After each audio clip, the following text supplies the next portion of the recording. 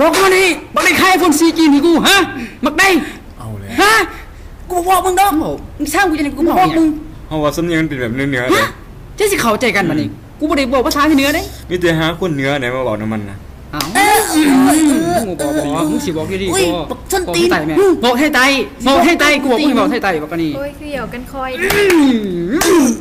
มักจริงเลยเอาหัวลงไปนั้นนั่งบอกอันนี้ไปหาคนบอกให้เนื้อมาให้ไปได้บ่สวยนะกูบ่ตีมได้มักจังไดมักเจ็บบ่มักเจ็บบ่นี่เมสซี่เธอสุพอเราอยู่ซ่านเธอคอยเอามาให้สบายดีบอกกันเป็นยังไงก็ดีกันไปดีเจ๊สบายดีเมซี่อันเมื่อแปลเนี่ยเฮาเนี่ยเฮาบ่เข้าใจเจ๊กรู้บอกภาษาหยังมีย่างบอมไอ้เบ้าคอยบ่บอกมันเนาะมันจะว่าจังได๋คอยก็บ่บอกมันสิฆ่าคอยก็ฆ่ารถแต่ว่าเราบอกจังได้ร่างกายคีบอกแก้วเอ้าคือว่าสัตว์ถ้ามันบวกมันต้องตายได้เมซี่มันว่าจังได๋บอกแม่ตายตะโกบอกดอกฮะแต่ว่าแน่น่ะบอกจังซี่ดีบ่โอ้มันอยากเจอดีบ่เฮาว่าใจเย็นก่อนนะบ่เป็นหยังคันซั่นบอกถามมันว่ามักใดมันขาย iPhone 4G เนี่ยค่อยหั่นมันอยู่ไสเดี๋ยวนี้นี่คนที่มาชง iPhone จีนน่ะอยู่ซีเดอร์ตอนนี้นะบอกมันว่าคันคอยบ่ได้กินโอเลี้ยงคอยบ่บอกมันดอกบอกมันว่าจังซี่เด้อคอยอยากกินโอเลี้ยงมันว่าจังได๋เราบอกว่า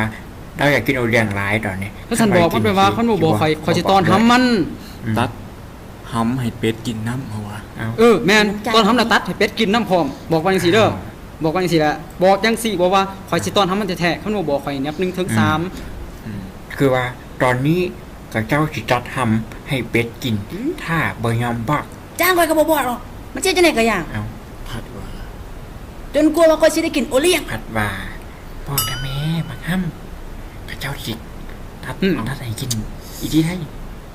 บอกได้แม่แม่นยังบอกมันว่าเฮาสิตัดทำมันเดี๋ยวนี้แหละใจเย็นเสียวใจเย็นพักก่อนขั้นตาทำเก่าไม่ทำเหี่ยวนะเว้ยกินได้กับยานะพวกส้นตีนพวกหน้ามามึงกันบ่เจริญหรอกพวกส้นตีนพวกหน้ามาบ่เจริญหรอกบอกมันนะจะฟ้าหันหน้าไปก่อนเจ้ามึงสิบอกจังไดมึงสิบอกจังไดมักจังได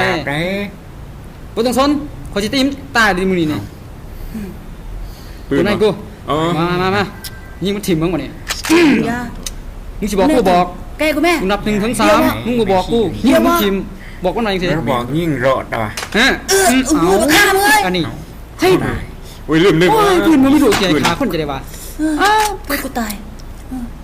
มึงตายป่ะเนี่ย